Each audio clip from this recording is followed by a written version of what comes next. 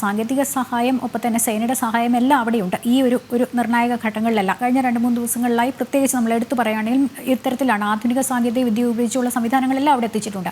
പക്ഷേ ഈ ഒരു ചോദ്യം ഇത് തുടക്കത്തിൽ തൊട്ട് ചോദിച്ചു ഇടയ്ക്ക് വെച്ച് നമ്മൾ മാറ്റി വെച്ചതാണ്. കാരണം ഈ ചോദ്യങ്ങൾക്ക് ഇവിടെ പ്രസക്തിയില്ല എന്നൊക്കെ ഇവിടെ നിന്ന് തന്നെ നമ്മുടെ റവന്യൂ മന്ത്രിയൊക്കെ തന്നെ പറയുന്നുണ്ടായിരുന്നു. അതൊക്കെ പിന്നീട് ഇന്നലെ വരെ പോയതെല്ലാം പോയി എന്നുള്ളതൊക്കെ. പക്ഷേ അങ്ങനെയാണെങ്കിൽ കൂടി ഇതിലൊരു പൊളിറ്റിക്കൽ വശമുണ്ടോ? കാരണം കാർവാർ MLA ആ ദിവസങ്ങൾ 4ാമത്തെ ദിവസമൊക്കെ മാധ്യമങ്ങളോട് പറഞ്ഞത് ഈ ദേശീയപാതയുടെ പണിയെക്കുറിച്ചൊക്കെ ആയിരുന്നു പറഞ്ഞത്. പക്ഷേ അവിടെ ഒരു സേഫ്റ്റി വാളിൻ്റെ ഒക്കെ ഒരു വിഷയം അപ്പുറത്ത് വരുന്നുണ്ട്. അങ്ങനെയാണെങ്കിൽ പോലും വികസനം അനിവാര്യമാണ്. പക്ഷേ ഇങ്ങനെ പ്രകൃതി ദുരന്തങ്ങൾ ഉണ്ടാകുമ്പോൾ അങ്ങനെ പഴി പറയാനൊരു സന്ദർഭമാക്കി അവിടുത്തെ ഒരു മന്ത്രാലയം അതിനെ എടുത്തു എന്നുള്ളത് അങ്ങനെ കൂടി ചിന്തിക്കണം ഒരു പക്ഷേ.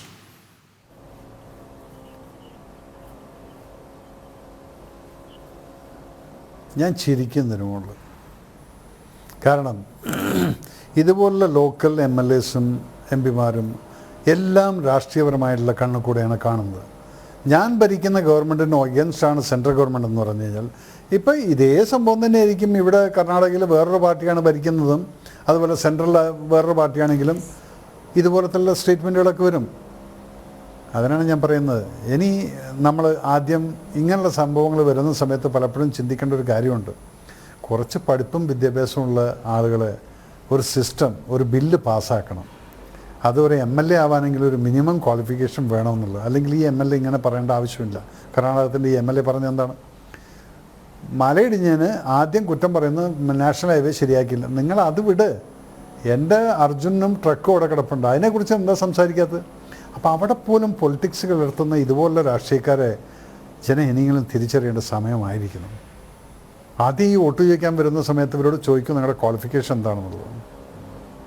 ഇതിനെക്കുറിച്ചുള്ളൊരു ചിന്താഗതി, ഇതിനെക്കുറിച്ച് ഇങ്ങനെയുള്ള സന്ദർഭങ്ങളിൽ എങ്ങനെ പെരുമാറണം എന്നുള്ളത്, മനുഷ്യൻ്റെ വിലയ്ക്ക് മനുഷ്യന് എന്താണ്, മനുഷ്യ ജീവനങ്ങൾക്ക് എന്താണ് വിലയെന്നുള്ളത് ചിന്തിക്കാനും അതിനെ സേഫാക്കാനും കഴിവുള്ള ആളാണോ ഈ വ്യക്തി എന്നുള്ളത് മനസ്സിലാക്കുക. അല്ലെങ്കിൽ എങ്ങനെ ഒരു MLAക്ക് മലയിടിഞ്ഞ് വീണിട്ട് ഒരു ട്രക്ക് അതിനടുത്ത് പെട്ട വഴിക്ക് ഓടി വന്നിട്ട് പറയാൻ സ്റ്റേറ്റ്മെൻറ്റ്, ഇത് സെൻട്രൽ ഗവൺമെൻറ്റിൻ്റെ നാഷണൽ ഹൈവേയുടെ പോളിസി ശരിയല്ല, അതുകൊണ്ടാണ് മലയിടിഞ്ഞത്. മലയിടിഞ്ഞിട്ട് അതിനകത്തൊരു ജീവൻ കിടപ്പുണ്ട്. അതിനെക്കുറിച്ച് ചിന്തിക്കുക, അതിനെക്കുറിച്ച് പറയുന്നില്ല.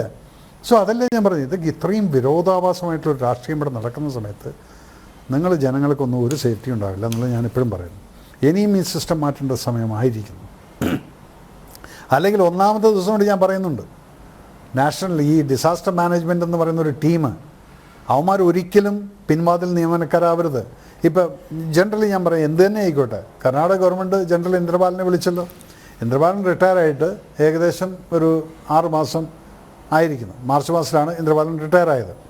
അപ്പോൾ ആ റിട്ടയർ ആയി കഴിഞ്ഞിട്ടും അദ്ദേഹത്തിൻ്റെ സർവീസ്, കാരണം അദ്ദേഹം ചെയ്തിരിക്കുന്ന ക്വാളിഫിക്കേഷൻസും എല്ലാം അറിയാം. അതേ ഇന്ദ്രപാലൻ എന്ന കാലത്ത് എൻ്റെ അടുത്ത് വിളിച്ച് ചോദിച്ചു, സർ സ്കൂബ ഡൈവിംഗ് എത്രയായിരുന്നു നോട്ടിക്കൽ? ഞങ്ങൾ ഡിസ്കസ് ഇതിലൊരു ഈഗോ ഇല്ല. ഇന്ദ്രപാലൻ എന്നിൽ സർവീസിൽ ജൂനിയർ ആണെങ്കിലും എൻ്റെ റാങ്കിനേക്കാൾ കൂടുതലുള്ളതും അതുപോലെ തന്നെ അവിടെ ഇരുന്നിട്ടുള്ള എന്താ പറയുക പ്രസൻറ്റ് സെനാരിയോ എക്സ്പെർട്ടീസും അദ്ദേഹത്തിനുണ്ട്. പക്ഷെ അദ്ദേഹത്തിന് അറിയാത്ത കാര്യങ്ങൾ നമ്മൾ വേറൊരാളോട് ചോദിക്കണം. ചോദിച്ച് മനസ്സിലാക്കിയിട്ടാണ് ഒരു സംഭവത്തിന് പോകുന്നത്. അപ്പോൾ ഇത് ഇവിടെ ആരും നടത്തുന്നില്ല. ഇവിടെയുള്ള ഈഗോ പ്രോബ്ലമാണ്. നിങ്ങളുടെ ഈഗോ ആണ് ഏറ്റവും വലിയ പ്രശ്നം. ഞാൻ എന്തെങ്കിലും കൂടെ ആകുമ്പോഴത്തേക്കും കാലിന് മുകളിൽ കാലം കയറ്റി വെച്ചുകൊണ്ട് ഞാൻ ഇങ്ങനെ ഇരുന്ന് കഴിഞ്ഞാൽ, പക്ഷെ അവിടെ പോകുന്നത് നമ്മുടെ സഹോദരങ്ങളുടെ ജീവനാണ് പോകുന്നത്. നിങ്ങളാണ് responsible for all this things. Shed your ego aside. എന്നിട്ട് മനുഷ്യർക്ക് വേണ്ടി പ്രവർത്തിക്കുന്ന മന്ത്രിമാരും MLAമാരും MP-മാരും വരട്ടെ എന്ന് ആശിക്കുകയാണ്, അതിനുവേണ്ടി പ്രാർത്ഥിക്കുകയാണ്. ഇനിയെങ്കിലും